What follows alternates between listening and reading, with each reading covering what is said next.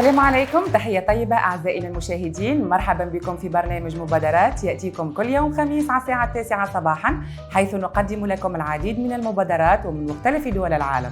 ضيفنا اليوم سيكون من دولة يعرف أهلها بالطيب والكرم والجود، وتوجد بها العديد من الثروات الطبيعية، المعادن السمكية والحيوانية، ويمر بها أطول نهر بالعالم وأيضا البحر الأحمر.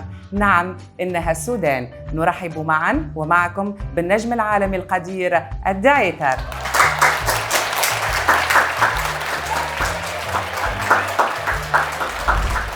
اليوم في برنامج مبادرات عالمية نستضيف النجم العالمي الدايتر، حيث قام بالطواف بمجال العقارات في العديد المناطق حول العالم. مرحبا بك أستاذ مختار، احكينا عن مبادرتك. بسم الله الرحمن الرحيم، شكرا جزيلا على الاستضافة. أنا الحقيقة قدمت العديد من المبادرات، والآن أقدم مبادرة في مجال المعمار والعقار. هذا العقار والمعمار هو تطور في العالم ومسألة مهمة لجمال المنظر بتاع المدن، وهي تصبح مدن سياحية. مشيت عدد من دول العالم عشان أكون فكرة عن تطور العقار في العالم. أولا مشيت الهند، ألمانيا، بريطانيا، السويد، النمسا، جيت الوطن العربي، السعودية، مصر، سلطنة عمان، تونس الخضراء، ما خليت مكان.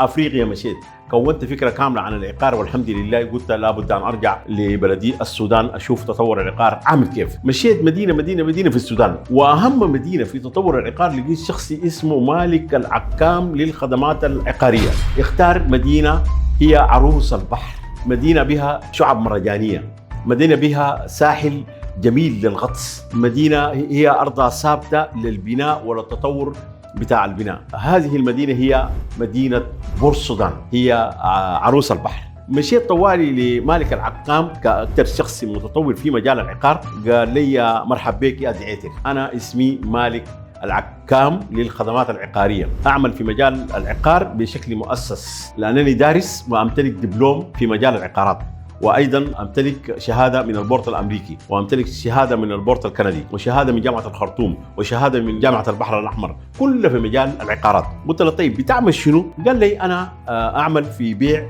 الأراضي السكنية وبناء المنازل السكنية للإيجار وللتمليك وبالأقساط والشقق فندقية وأبراج مستقبلية كبيرة جدا جدا، مفاجآت. وأيضا أشتغل في بناء الشاليهات والمناطق السياحية والكافتريات على ضفاف البحر الأحمر كمكان جميل لجلب السياحة وتنهاض السياحة في السودان. وكمان قال لي نحن في تطورنا العقاري ونبيع بالأقساط ونتعامل وعشان نطور هذه المدينة وجعل المنظر جميل. نفذنا لخارج السودان. في جمهورية مصر العربية نحن نشتغل في مجال بيع الشقق وكمان إيجار الشقق، والآن متجهين إلى سلطنة عمان. قال لي في مجال العقار، بيع وشراء الشقق. قلت له يا مالك العكام كتر خيرك، بارك الله فيك، أنا سعيد جدا جدا بزيارتي لك. مالك العكام للخدمات العقارية، يعطيك العافية، بارك الله فيك. تحياتي لكم، مختار الدعيتر. شكرا. وبختام لقائنا أعزائنا المشاهدين، قد قدمنا لكم تجربة فريدة من نوعها عن دولة جميلة مثل السودان. ربي يدوم عليهم نعمة الأمن والسلام والعافية إن شاء الله. شكرا مالك العكام للخدمات العقارية. إلى اللقاء، منال الطويل.